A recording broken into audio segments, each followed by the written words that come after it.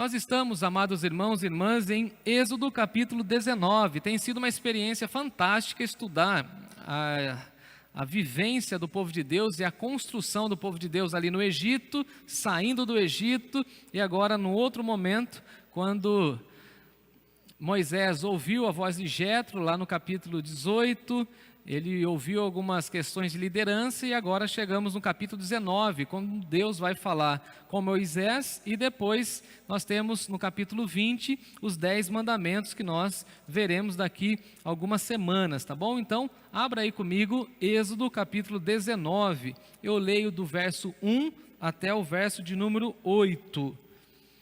Êxodo capítulo 19, de 1 a 8. Diz assim o texto sagrado: No terceiro mês da saída dos filhos de Israel da terra do Egito, no primeiro dia desse mês vieram ao deserto do Sinai. Tendo partido de Refidim, vieram ao deserto de Sinai, no qual se acamparam. Ali, pois, se acampou Israel em frente do monte. Subiu Moisés a Deus, e do monte o Senhor chamou e lhe disse: Assim falarás à casa de Jacó e anunciarás aos filhos de Israel: Tendes visto que os fiz aos egípcios, como vos levei sobre as asas de águia e vos cheguei a mim. Agora, pois, se diligentemente ouvirdes a minha voz e guardardes a minha aliança, então sereis a minha propriedade particular dentre os povos, porque toda a terra é minha. Vós me serei reinos de sacerdotes e nação santa. São essas as palavras que falarás aos filhos de Israel. Veio Moisés, chamou os anciãos do povo e expôs diante deles todas essas palavras que o Senhor lhes havia ordenado. Então o povo respondeu a uma só voz: Tudo que o Senhor falou, faremos. E Moisés relatou ao Senhor as palavras do povo. Convido você a orar comigo mais uma vez. Senhor Deus, amado Pai, diante desse texto, o nosso coração deseja ouvir a Tua voz, e eu oro, Pai, pedindo que o Senhor me use, que eu seja apenas um instrumento, que Teu Espírito Santo tenha liberdade para trabalhar em nossos corações. Fale com a Tua igreja, edifica o Teu povo, mova-se entre nós, ó Pai, para que possamos entender a Tua vontade e o Teu direcionamento para as nossas vidas nessa noite. Obrigado, Senhor, por vários irmãos e irmãs nos acompanhando, pessoas queridas. O Teu povo deseja ouvir a Tua voz. E nós rogamos que o Senhor fale ao nosso coração, mais uma vez, em Jesus e para a glória de Jesus. Amém. Gente bonita, o nosso tema hoje é: Deus chama o seu povo para cumprir a sua vocação. Esse capítulo 19, na realidade, nos apresenta a proposta de preparação para os 10 mandamentos. Na realidade, nós estamos, como dizem alguns teólogos, no prefácio dos 10 mandamentos, naquele momento da antessala, onde o povo receberia os 10 mandamentos, aquele momento que antecede, aquele momento crucial que antecede. E aqui nós temos o povo reunido para receber as orientações do nosso Deus, e aqui ele recebe a missão de continuar a falar de Deus e a mostrar a face de Deus por meio da atuação do seu povo. Então o povo de Deus recebe essa missão, essa é a vocação de Israel. Os filhos de Israel precisam mostrar ao mundo que Deus é o único Senhor. E aí é claro que a saída do Egito foi a grande manifestação do poder de Deus, e agora eles precisam carregar essa fala, esse discurso, e mostrar ao mundo que o povo precisa conhecer a Deus. As outras nações que terão contato com Israel precisam conhecer que Deus é o Senhor e só há um Deus, e por isso não pode haver idolatria. Então, por intermédio de Israel, é que o mundo verá a glória de Deus. Então, Deus traz essa missão para o seu povo e cabe ao seu povo mostrar a glória de Deus, o caráter de Deus, o propósito do Senhor para todos os povos. Veja que a concepção e a configuração do povo de Deus é uma configuração missional. Explico. O povo de Deus tem uma missão. E qual que é essa missão? Levar o caráter de Deus e mostrar ao mundo, mostrar às nações, mostrar aos pagãos a glória de Deus. E essa é a missão do povo de Deus. Então, por que Deus tirou o povo do Egito? Para mostrar ao mundo que esse é o povo escolhido e esse povo deve ser diferenciado. Então essa é a nossa vocação, e essa nobre vocação deve ser levada a sério. E é por isso que a igreja incorpora essa missão, e a igreja também recebe do Senhor Jesus as orientações e a ordenança de levarmos o evangelho para todo mundo. Então veja que aqui nós temos o cerne da mensagem do livro de Êxodo.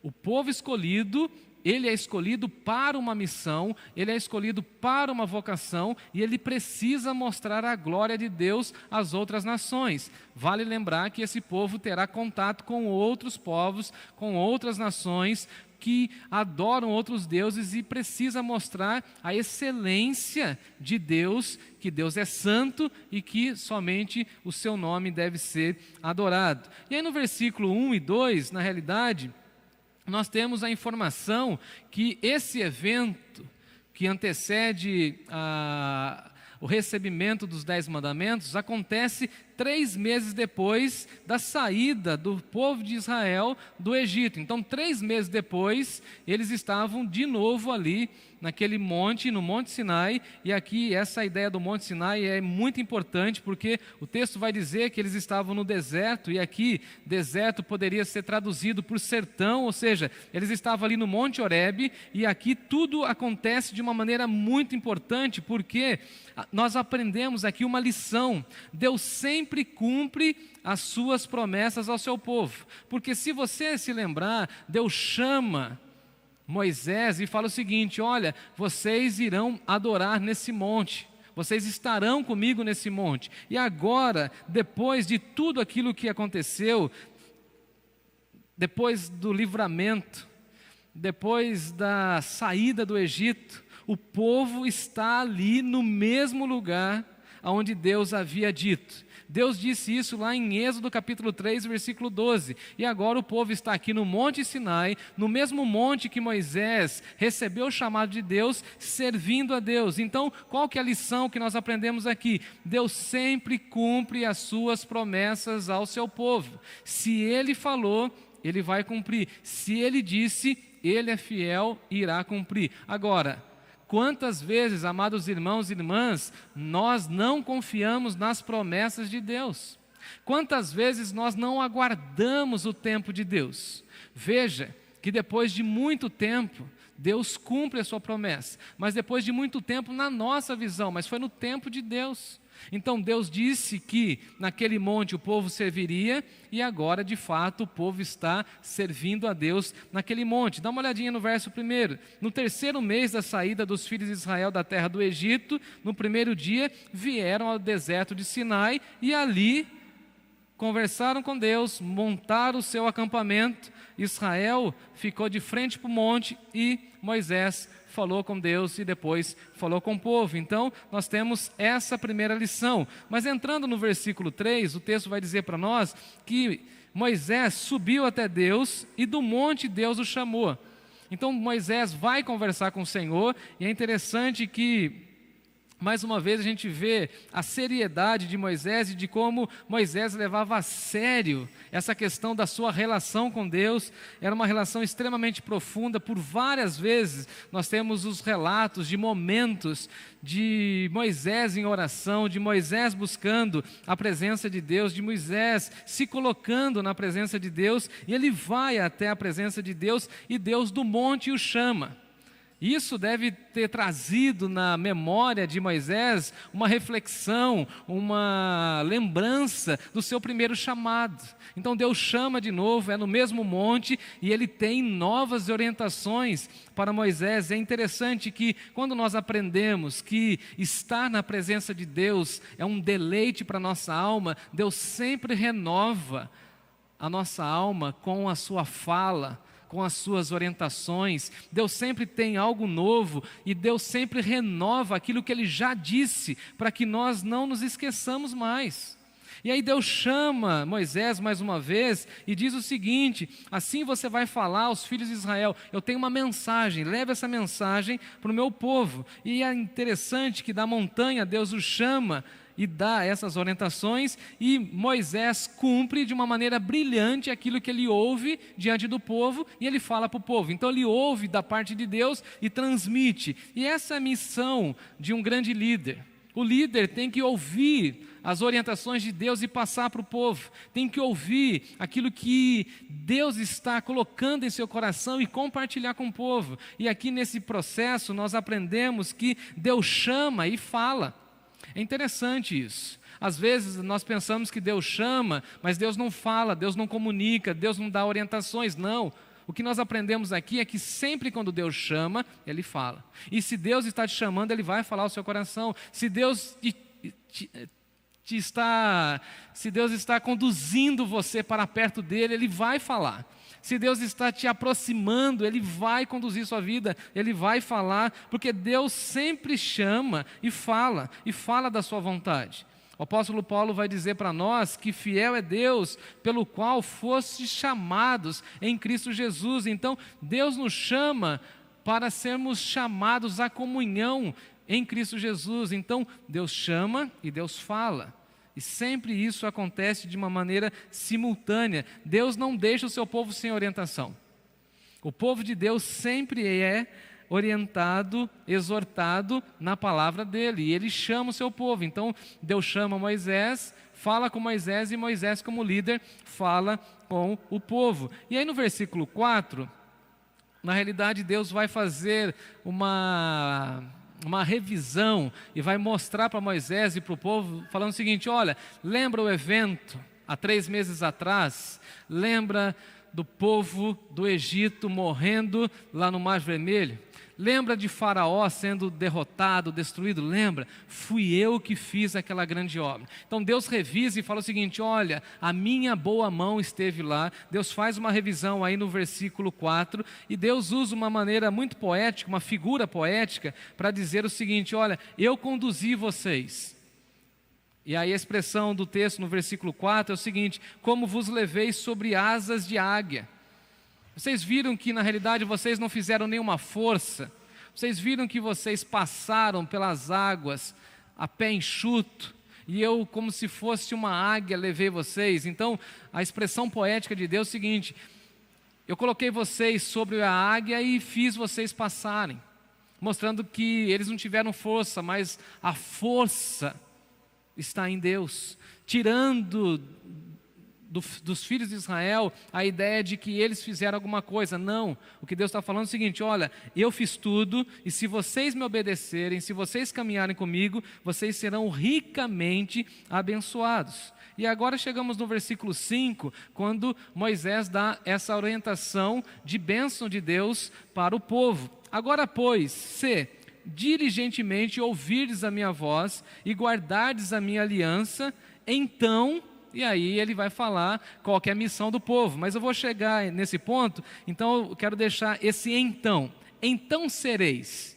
Então vocês serão abençoados. Então Deus vai mostrar claramente que se o seu povo obedecer e ouvir os seus mandamentos, ele irá cumprir a sua vocação. Então veja, nós só conseguiremos cumprir a nossa vocação se a gente ouvir a voz de Deus e se a gente cumprir. Se a gente colocar em prática, nós só conseguiremos exercer essa nobre vocação se formos obedientes a Deus. O problema é que nós, às vezes, queremos desobedecer e não queremos ter tempo para ouvir aquilo que Deus deseja falar ao seu povo. Moisés estava como um líder transmitindo para o povo e está falando o seguinte: olha, há uma condicionalidade. Se vocês ouvirem, vocês obedecem. Mas se vocês não ouvirem, vocês vão desobedecer. E nós sabemos que o povo desobedece porque não ouve. Quantas vezes a nossa mãe puxou a nossa orelha, colocou a gente de castigo, ou deu umas palmadas em nós, porque nós não fizemos alguma coisa, e a gente disse que não ouviu a orientação, mas ela disse. O problema não é a mãe dizer, o problema é que o filho não quer ouvir. O problema aqui não é que o pai não está falando, porque Deus está falando o tempo inteiro. O problema é que o povo não quer ouvir. Então o que Moisés está falando é o seguinte: vocês precisam ter diligência, vocês precisam ficar atentos à voz de Deus, e quando vocês ouvirem a voz de Deus, vocês têm que cumprir aquilo que Deus está dizendo. Agora, convenhamos, quantas vezes nós ouvimos a voz de Deus e não cumprimos aquilo que Deus diz? Agora, o que Deus deseja do seu povo é uma obediência radical. O povo de Deus é chamado a obedecer. E quando nós obedecemos, nós desfrutamos da bênção de Deus, ou das bênçãos de Deus. Então veja que há benefícios incríveis para nós, para o nosso povo e para a missão de Deus, quando nós obedecemos. Então o que nós precisamos entender? Que nós precisamos ter sensibilidade para ouvir a voz de Deus, discernir a voz de Deus e cumprir. E essa expressão cumprir é a mesma que Tiago vai dizer que nós não podemos ser apenas ouvintes da palavra, mas praticantes, ou seja, precisamos ser cumpridores, no sentido de exercer aquilo que nós aprendemos. Então por que nós ensinamos na igreja? A fim de que o povo de Deus ouça a voz de Deus por meio da sua palavra e cumpra a missão que recebeu do Senhor. Então veja que nós temos essa carência, essa necessidade de ouvir. Precisamos também guardar a aliança. O povo de Deus é chamado a guardar, não somente ouvir a aliança, mas praticar a aliança. Não apenas guardar em algum lugar do seu coração ou da sua mente, mas guardar aqui no sentido de cumprir. Guarda a aliança, cumpra a aliança. Guarda a palavra na mente e quando você necessitar da palavra, resgate e cumpra a palavra.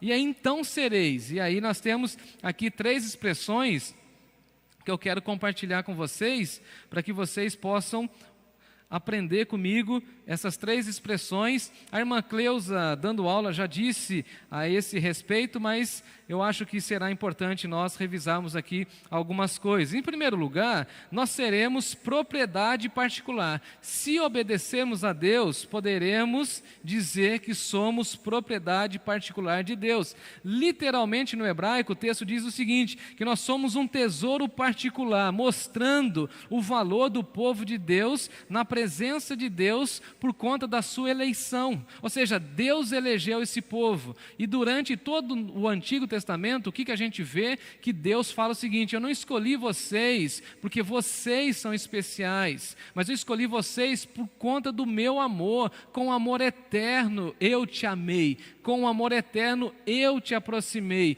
Eu fiz tudo isso por amor de mim mesmo, para a minha glória. Então veja que nós, como povo de Deus, fomos eleitos, fomos escolhidos por Deus para sermos esse povo extremamente importante, no sentido de que nós fomos escolhidos pela soberana mão de Deus. Nós somos propriedade particular de Deus, nós somos posse de Deus, e essa expressão propriedade particular era usada para falar do tesouro particular dos reis da antiguidade. Nós temos um rei, nós temos um dono. Por isso que a nossa vida não faz mais sentido quando nós queremos viver do nosso jeito, do nosso molde. Israel, o povo de Deus, é propriedade particular de Deus. Eu me lembro quando criança, quando nós fazíamos algumas aventuras quanto criança. Na minha cidade nós gostávamos de andar muito de bicicleta por conta uma cidade plana, e por várias vezes a gente saía de bicicleta para pegar frutas nos sítios, enfim. Mas certa ocasião nós tivemos uma experiência não muito agradável e chegamos numa propriedade, estava lá escrito propriedade particular e tal, não podia entrar e tal, mas nós desprezamos a a placa e passamos as bicicletas por baixo da cerca e fomos lá buscar manga e chega lá um carro, um homem armado, era uma fazenda e deu ruim. Deu ruim, o homem falou, olha, tem uma placa, é propriedade particular, colocou a gente para fora e falou, olha, se vocês vierem de novo, a coisa pode ficar complicada, enfim. E daquele dia eu entendi que naquela propriedade tem dono. Nas outras propriedades que a gente ia pegar fruta no meio da estrada, ninguém ligava. Também era uma propriedade, mas não era uma propriedade particular, vigiada, controlada. Mas naquela ocasião eu pude aprender que aquela propriedade tem dono, é zelada, é cuidada, e isso aplica aqui no texto. Nós não somos um povo abandonado no mundo, nós somos um povo cuidado. Deus vela pelo seu povo, Deus zela pelo seu povo, Deus protege o seu povo, Deus cuida do seu povo. Isso deveria trazer para nós, irmãos e irmãs, um senso de gratidão, de louvor a Deus. Se nós obedecermos a Deus, nós somos a sua propriedade particular. E essa expressão revela tanto um valor especial como um relacionamento especial.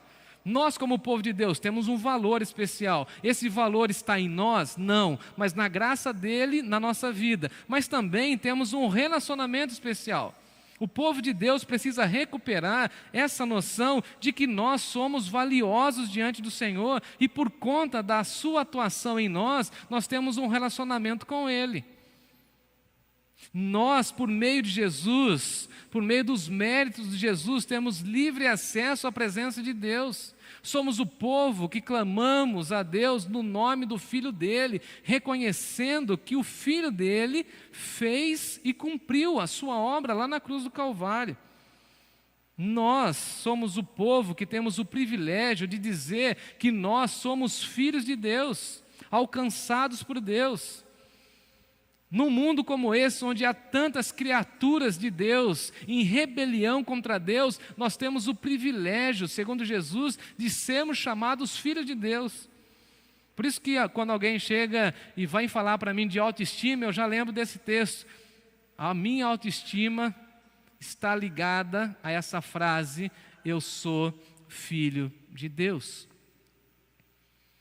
Sou filho adotado. Temos o privilégio, por exemplo, de gozar de um relacionamento profundo com o Senhor, de falar com o Senhor, do Criador dos céus e da terra. Temos o privilégio de falar com Deus, de ouvir a sua doce voz, de saber os propósitos dEle para a minha vida pessoal e para a nossa vida de uma maneira coletiva como povo de Deus. Temos o privilégio de sermos guiados pelo Espírito Santo do Senhor, de sermos sustentados por sua destra graciosa, esse Deus que sabe os mínimos detalhes da nossa vida, esse Deus que nos ampara nas lutas cotidianas, esse Deus que nos consola em meio às crises, esse Deus que nos trata como uma propriedade particular, e quando alguém tenta invadir a nossa vida, o nosso coração, Deus nos protege. Eu me lembro da expressão de Paulo, quando ele diz assim, e a paz de Deus guardará o vosso coração. Fazendo a exegese hoje do texto, olhando a expressão no grego, a expressão guardará o nosso coração, que é a paz de Deus que guarda o nosso coração, é uma expressão militar. Então a paz de Deus monta guarda no nosso coração. Por quê? Porque nós somos propriedade particular de Deus. No meu e no seu coração tem uma plaquinha, propriedade particular, ninguém pode entrar, ninguém pode acessar, território divino, território de Deus. Nós estamos nas mãos de Deus e isso tranquiliza o nosso coração agitado e inquieto. Estamos nas mãos de Jesus e ninguém pode nos arrebatar da mão de Jesus. Paulo chega a dizer aos Colossenses que a nossa vida está escondida em Cristo Jesus. Então, esse é o primeiro ponto. Nós seremos propriedade particular de Deus. Segundo a Cleusa, nós somos queridinhos de Deus. Ela usou essa frase afetuosa. Em segundo lugar, nós somos um reino de sacerdotes. Essa é a única ocorrência dessa expressão no Antigo Testamento. Mas temos essa mesma expressão também em Isaías. A atenção aqui é atraída para a função sacerdotal de Israel como povo de Deus. Então, o que se presume é o conceito de um povo separado com uma missão, com uma vocação de serviço e de livre acesso à presença de Deus. Israel foi escolhido para servir. Então veja que essa questão do sacerdote, qual que é a função do sacerdote senão a do serviço? E o serviço é uma das marcas mais contundentes do povo de Deus. Se tem um povo que foi chamado para servir na face da terra, é o povo de Deus. Jesus disse que não veio para ser servido, mas para servir e dar a sua vida em resgate de muitos. Então não há cristianismo, não há essência cristã no povo de Deus que não seja voltada para o serviço. E por isso, inclusive, amados irmãos e irmãs, os irmãos ouvirão eu falar tantas e tantas vezes a respeito de serviço, porque essa é a nossa missão. Nós somos um reinado de sacerdotes, nós temos um rei que nos serviu, um rei que colocou as suas mãos em pés empoeirados, que pegou a bacia e toalha, que serviu, que a todo tempo estava trabalhando, servindo, se dispondo, se envolvendo com as pessoas, curando leprosos, tocando em pessoas, atendendo pecadores, fazendo o seu ministério, trabalhando, e nós somos esse reino de sacerdotes para sinalizar a glória de Deus às demais nações. Tem muitos pagãos ao nosso redor, e nós precisamos divulgar que nós temos um rei, que nós estamos aqui para servir.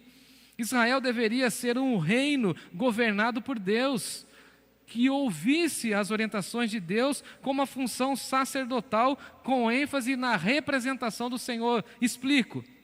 Os sacerdotes representam a Deus, assim como o povo de Deus deveria representar a Deus diante das outras nações, vivenciando nas outras nações a glória de Deus, mostrando a glória de Deus, refletindo o caráter de Deus. Então é interessante que o chamado para a construção do povo de Deus, que começa com Abraão, teve uma declaração extremamente forte, que permanece com o povo de Deus. Não sei se você se lembra quando Deus chama Abraão, na construção, no início, melhor dizendo, no início da construção do povo de Deus, ele chega para Abraão e fala, sai da tua terra, da tua parentela, e os irmãos conhecem todo esse discurso, e aí ele encerra, ele arremata o discurso falando assim para Abraão, em ti serão benditas todas as famílias, e aí já falando do evangelho, é claro, e ele fala o seguinte, sê tu uma bênção.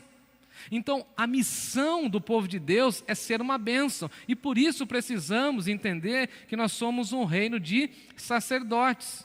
A ideia aqui de sacerdotes também tem a ver com o relacionamento entre Deus e o povo, porque o sacerdote é aquele que fazia essa aproximação, essa mediação.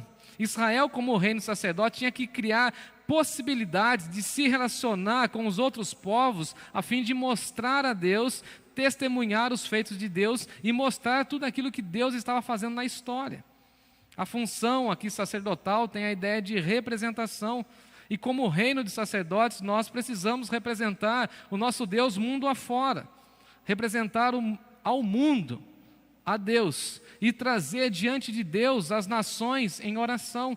Eu acho muito interessante que nós às vezes perdemos essa visão de que precisamos apresentar as nações diante de Deus, que devemos apresentar as pessoas que ainda não conhecem a Deus em oração. Então qual que é a missão do povo? Ser um reino de sacerdotes, mostrar Deus ao mundo e mostrar a Deus a nossa agenda de oração. E nessa agenda de oração, apresentar os nossos vizinhos, os nossos familiares, as nações, os povos não alcançados. O mundo não podia ver a Deus, mas podia ver o povo de Deus. O mundo, nesse exato momento, não está vendo Deus, mas está vendo a atuação do povo de Deus, a atuação da igreja. Como que nós vamos mostrar Deus ao mundo? Por meio das nossas obras, por meio das nossas ações, por meio da nossa pregação, por meio da nossa unidade, por meio do nosso serviço. E nós precisamos entender isso, que o mundo está olhando o nosso serviço. E quando eles veem o nosso serviço, eles veem que nós somos movidos ao serviço para a glória de Deus. Então, por isso que nós somos um reino de sacerdotes. Então, veja, temos um rei que nos serviu, que é Jesus Cristo, o Verbo de Deus encarnado, e nós não podemos nos furtar e falar o seguinte: não, eu não vou servir. Eu quero fazer parte da igreja, quero fazer parte do reino de Deus, quero receber todos os privilégios, mas eu não quero trabalhar, não quero atuar, não quero servir, eu quero simplesmente ficar assistindo. Isso não faz sentido, porque a essência da missão e da vocação de Deus é o serviço. E nós nos realizamos servindo, nós nos alegramos servindo, nós nos encontramos enquanto pessoas servindo. Alguém já disse que nós precisamos entender o dia que nós nascemos e entender o porquê nós nascemos.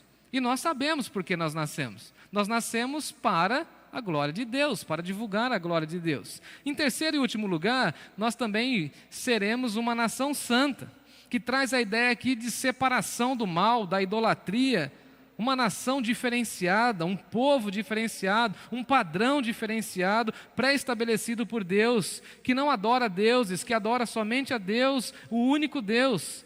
Uma nação santa, e a expressão aqui hebraica santa tem a ver com separado.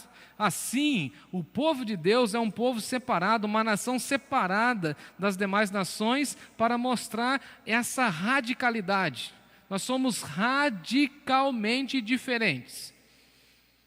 Por isso que é muito complicada essa ideia, muito contemporânea, de que nós precisamos ter a cara do mundo, parecer com o mundo, copiar as coisas do mundo. E parece que quanto mais a tecnologia vai avançando, a gente vai tentando se assimilar ao mundo para tentar ganhar o mundo. Mas a igreja, o povo de Deus, sempre foi radicalmente diferente. Radicalmente. Nós somos contraculturais. Nós não andamos na cultura do mundo. Nós temos uma cultura, uma cosmovisão bíblica. E por isso nós somos uma nação santa. E devemos sempre insistir, investir, falar, pregar e reensinar que o nosso povo é um povo santo. O nosso linguajar deve ser santo, as canções que ouvimos devem ser santas, aquilo que vemos na TV, no WhatsApp, no Instagram, nos Netflix, nas séries, tudo tem que ter a ver com santidade. Nós somos um povo santo. Temos que buscar a santidade, porque a santidade é algo contagiante no povo de Deus. Não sei você, mas eu sou assim. Se eu estou perto de alguém que começa a dar risada, eu não aguento. Eu começo a dar risada. Se uma pessoa está perto de mim e começa a chorar, ou fica com os olhos pesados, aquilo me contagia. E eu fico ali sofrendo com ela, fico olhando nos olhos dela e aquilo vai contagiando. Não sei você, mas se você está numa reunião, por exemplo, e alguém começa a abrir a boca assim com sono, começa a bocejar, aí daqui a pouco você começa a bocejar, porque aquilo é contagiante. E a santidade no povo de Deus deve ser contagiante. É muito bom andar com pessoas santas, porque as pessoas santas me deixam constrangido. Eu gosto de andar com gente que está num nível de espiritualidade sempre maior que o meu, para que essa pessoa me deixe constrangida, para que essa pessoa exija mais de mim. E Deus vai trabalhando algumas questões na nossa vida, porque a santidade deve ser almejada no povo de Deus. Sede santos, porque eu, o Senhor, sou santo. Vocês são um povo diferenciado. Igreja Batista Nova Canaã, nós precisamos investir sempre mais e mais em santidade, falar mais em santidade, buscar a santidade, porque na santidade nós nos aproximamos mais de Deus. É incrível ver essa vocação missional do povo de Deus e ver que Pedro, no Novo Testamento, vai falar as mesmas coisas que Êxodo aqui já disse. E João, o apóstolo, vai dizer no livro do Apocalipse que nós somos um reino de sacerdotes e que nós somos uma nação santa. Olha o que Pedro diz: vocês são geração eleita, sacerdócio real, nação santa, povo adquirido para anunciar as virtudes daquele que vos chamou das trevas para a sua maravilhosa luz. Precisamos sempre lembrar disso. Nós somos um povo adquirido, propriedade particular, nós somos uma nação santa e nós somos um reino de sacerdotes. Povo diferente, povo alegre, povo feliz, povo que tem a mão de Deus, a direção de Deus, a condução de Deus. Nós ouvimos a voz de Deus, nós vemos o agir de Deus, nós vemos a mão de Deus cuidando de tudo. Você não vê? Você não é capaz de visualizar a mão de Deus cuidando da sua vida, da sua semana, da sua família? Você não é capaz de agradecer a Deus conosco, porque Ele sustentou a nossa igreja em meio àquele momento mais difícil da pandemia? Falava hoje à tarde com o Eduardo e nós falávamos sobre isso, como Deus cuidou da nossa igreja, como Deus sustentou, amparou a nossa igreja, porque nós somos um povo santo, temos as nossas limitações, temos as nossas fraquezas, temos as nossas lutas, mas buscamos andar em santidade diante do Senhor. E aqui fica uma dica: busque relacionamentos de pessoas íntegras, santas, que te deixem constrangido a ser mais santo. Às vezes nós ensinamos algumas coisas e essas coisas voltam para nós. Eu tenho falado muito em relação a essa minha dinâmica com meu filho e isso tem sido muito interessante para mim. E tenho aprendido muito. E às vezes algumas coisas que eu ensino para ele, depois ele devolve para mim. Eu acho muito incrível. Dia desses nós tivemos uma experiência muito fantástica. Nós passamos um dia, um calor muito grande, na sorveteria e compramos alguns picolés. Eu gosto de sorvete e agora não posso mais tomar sorvete de massa, então compramos alguns picolés.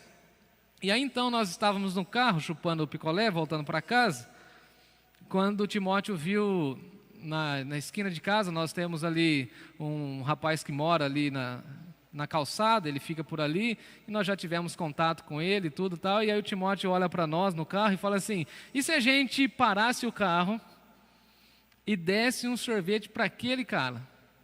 E eu olhei para ele e falei assim: qual cara? Aquele cara que mora na rua. Eu acho que também ele vai gostar de tomar um sorvetinho. Paramos o carro, entreguei o picolé para ele, ele foi correndo lá, entregou para o cara. E o cara falou: obrigado.